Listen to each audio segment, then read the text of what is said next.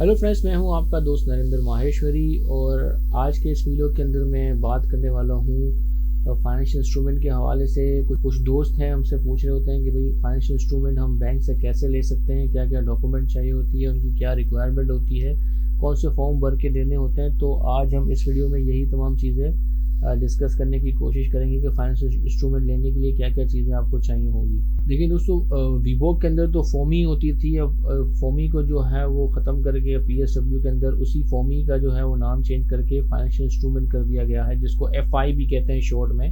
तो financial instrument जो है वो अप्लाई करने के लिए, लेने के लिए आपको बैंक से रब्ता करना पड़ता है। जो भी आपकी बैंक है, आपको बैंक में जाना होगा। तो आपकी बैंक जो है आपको तमाम जो उनकी रिक्वायरमेंट है, उनके जो फॉर्म है वो आपसे साइन करवाएगी, लेगी, फिल करने के लिए देगी। वो फिल करके आपको देना पड़ेगा। कुछ चीज़ें मैं आपको यहाँ पर बताने की कोशिश कर रहा हूँ। लेकिन दोस्तों, फाइनेंशियल इंस्ट्रूमेंट लेने के लिए जब बैंक के पास जाते हो तो बैंक जो है वो आपकी पेमेंट टर्म है, उसको वो पूछती है कि पेमेंट टर्म क्या है आपकी। अगर एडवांस पेमेंट है तो उसके जो है डॉक्यूमेंट थोड़े से डिफरेंट होते हैं। डीपी यानी डॉक्यूमेंट अगेंस्ट पेमेंट है तो उसके अंदर डॉक्यूमेंट थोड़े से डिफरेंट होते हैं। लेकिन एक चीज़ जो इन तमाम प्रोसेस में कॉमन होती है वो होती है एनेक्स्चर 2। एक फॉर्म होता है जो बैंक देती है, फिल करने को आपको देती है, जिसमें तमाम चीज़ें आपको प्रोवाइड करनी होती है। वो क्या है वो भी मैं आपको बताता हूँ। अब ये फॉर्म 2 है, कुछ इस तरीके से ये फॉर्म आपको वो देगी। वो कहेगी भाई इसको फिल करके आप आएँ।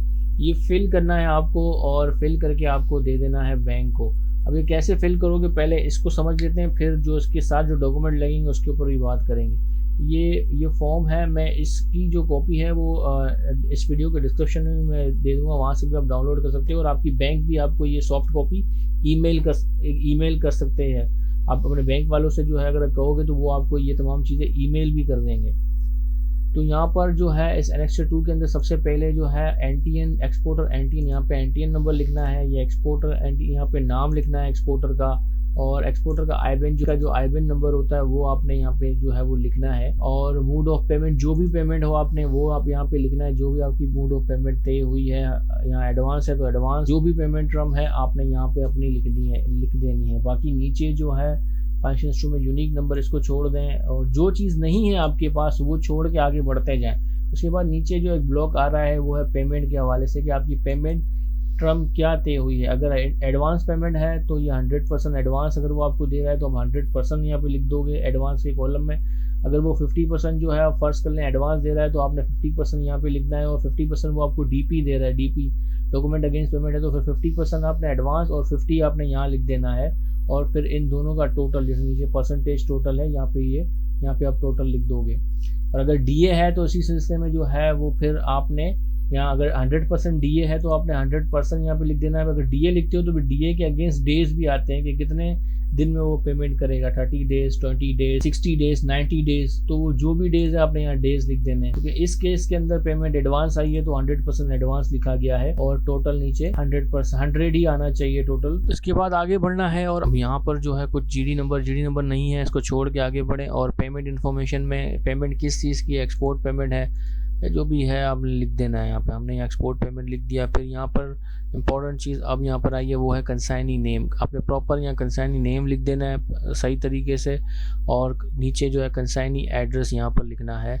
और कंसाइनी कंट्री यहाँ पर लिखनी है, कौन सी कंट्री ये जाएगा सामान। और फिर कंसाइनी का जो है आईबैन, इसको छोड़ दें, इसकी ज़रूरत नहीं है। पोर्ट ऑफ डिस्चार्ज यहाँ पर लिख देना है कि कहाँ पर, कौन से पोर्ट पे ये आपका सामान जा रहा है। और पेमेंट टर्म आपकी क्या तय हुई है, CNF है, FOB है, CIF है, जो भी आपने यहाँ पे लिखना है। इसके बाद जो फाइनेंशियल इंस्ट्रूमेंट की करेंसी है, कौन सी करेंसी में लिखना है। अगर US डॉलर है तो यहाँ पे US डॉलर लिख दें, या जो भी आपकी करेंसी है वो आपने यहाँ पर लिखना है। और नीचे आपने वैल्यू लिख देनी है कि कितने वैल्यू की फाइनेंशियल इंस्ट्रूमेंट आपने इशू करवानी है। जो भी आपकी इनवाइस वैल्यू है या वो आपने यहाँ पे लिख देनी है। अब ज़रूरी नहीं है कि जितनी इनवाइस वैल्यू है आप उतनी ही लिखे, आप उससे ज़्यादा भी लिख सकते हो। अगर सेम कंसाइनी है, यानी एक ही फाइनेंशियल इंस्ट्रूमेंट, अगर उसकी जो है कंटिन्यूसली जो है वो शिपमेंट चल रही है तो आप जो है वो एक फाइनेंशियल इंस्ट्रूमेंट भी जो है वो यूज़ कर सकते हो उन तमाम जो है वो शिपमेंट के लिए। लेकिन अगर कंफ्यूजन कम करने के लिए बेहतर ये है कि हर शिपमेंट की जो है वो अलग ही फाइनेंशियल इंस्ट्रूमेंट आप बना लो तो ज़्यादा बेहतर है। बाद में इसके ऊपर डिस्कशन करेंगे कि क्या चीज़ है, एक ही फाइनेंशियल इंस्ट्रूमेंट कैसे जो है वो बहुत सारी शिपमेंट में यूज़ हो सकती है। मैंने इसके काफ़ी पहले भी आपको मैंने बताया था, अभी इसको रहने देते हैं, ज़्यादा कंफ्यूज हो जाओगे आप। उसके बाद फिर ये फाइनेंशियल इंस्ट्रूमेंट की वैल्यू लिखने के बाद नीचे जो है एक्सपायरी डेट इसको छोड़ दें और मजीद हम आगे बढ़ते हैं। यहाँ पर आइटम की इन्फॉर्मेशन अब देनी है, एचएस कोड, जो भी प्रोडक्ट का एचएस कोड है वो लिखना है आपने, उसका नाम लिखना है, जो है वो किस तरह का प्रोडक्ट है आपका, उसकी क्वांटिटी लिखनी है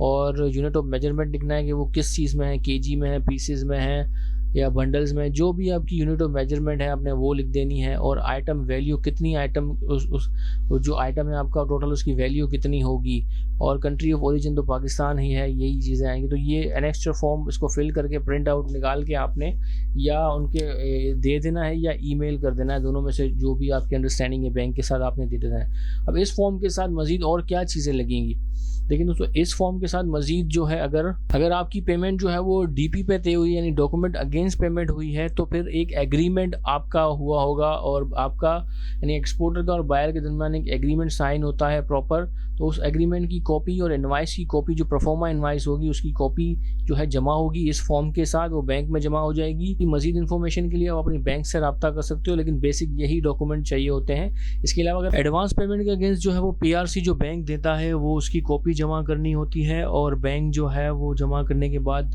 फाइनेंशियल इंस्ट्रूमेंट अपने सिस्टम में जनरेट करके आपको दे देता है। अब ये कैसे पता लगे कि फाइनेंशियल इंस्ट्रूमेंट जो है वो जनरेट हो गई है कि नहीं, ये तमाम डॉक्यूमेंट आपने जो है वो अरेंज करके बैंक में अपने जमा करके दे देने हैं और बैंक वाले जो है वो फाइनेंशियल इंस्ट्रूमेंट अपने सिस्टम में जनरेट करके आपको दे देंगे। अब कितना टाइम लगता है फाइनेंशियल इंस्ट्रूमेंट जनरेट करने में, देखें अगर वो जनरेट करने पे आए तो 1 घंटे का काम है। अब ये कैसे पता लगेगा कि फाइनेंशियल इंस्ट्रूमेंट उन्होंने सिस्टम में जनरेट करके दे दी, क्योंकि अक्सर वो बोल देते हैं कि भाई हमने कर दिया है। तो आपको कैसे पता चलेगा, आपने क्या करना है, आपने जाना अपने PSW के अंदर और ID पासवर्ड से लॉगिन होके जिसके अंदर चले जाना है और आपने जाना है फाइनेंशियल इंस्ट्रूमेंट में और उसमें जाके व्यू फाइनेंशियल इंस्ट्रूमेंट पे क्लिक करना है आपने। जैसे ही व्यू पे क्लिक करोगे यहाँ पे आ जाकर उन्होंने अप्रूव कर दिया होगा तो आपकी फाइनेंशियल इंस्ट्रूमेंट यहाँ पर शो हो रही होगी, उसकी वैल्यू वगैरह शो हो रही होगी। यहाँ पर आप नीचे ड्रैग करोगे तो यहाँ पे वैल्यू वगैरह शो हो रही होगी इसकी। अगर उन्होंने अप्रूव कर दिया होगा तो यहाँ पर शो हो रही होगी, अगर यहाँ पे नहीं शो हो रही तो इसका मतलब उन्होंने अभी तक अप्रूव नहीं किया। आपने दोबारा बैंक में कॉल करना है कि भाई फाइनेंशियल इंस्ट्रूमेंट हमारा अप्रूव करें। ठीक है, ये तरीका ही मैंने आपको बताया। तो उम्मीद है तमाम चीज़ें क्लियर हो गई होंगी। अपना बहुत बहुत ख्याल रखिएगा। अल्लाह हाफिज़।